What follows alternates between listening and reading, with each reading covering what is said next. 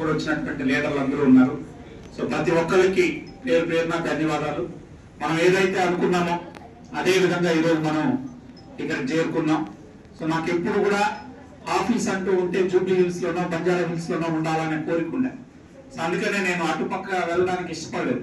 సార్ని చాలా సార్లు రిక్వెస్ట్ చేశాను, లేదు సార్ మీరు పెడితే ఇక్కడే పెట్టండి, సో అదొక ఇంపాక్ట్ అనేది క్రియేట్ చేస్తారని చెప్పాను.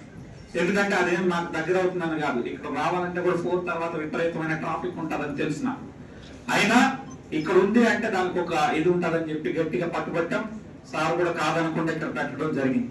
సో ఇక మీదట వాళ్ళ పని వాళ్ళు చేశారు, మనం చేయాల్సిన పని ఉంది ఇప్పటి నుంచి. మనం what we need to do is we need to sales double అవ్వాలి.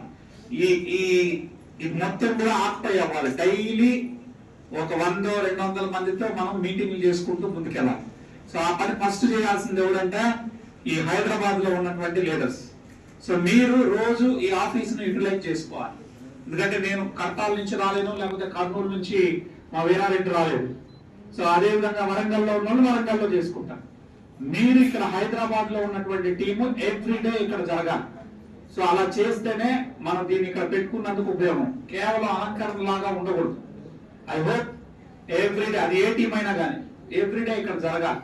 సో నేనేమనుకుంటున్నానంటే రాబోయే 2 నెలల్లో ఈ ఆఫీస్ సాల్వ్ అనే విధంగా తీసుకురావాలి. ఎన్ని నెలలు?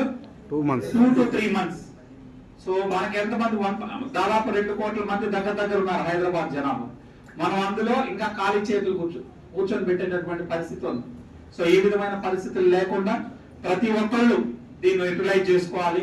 ఇవాళ మన సిఇఓ గారు బాలన్ సార్ చూస్తే ఏంటంటే ఒక మాట ఇస్తే ఆ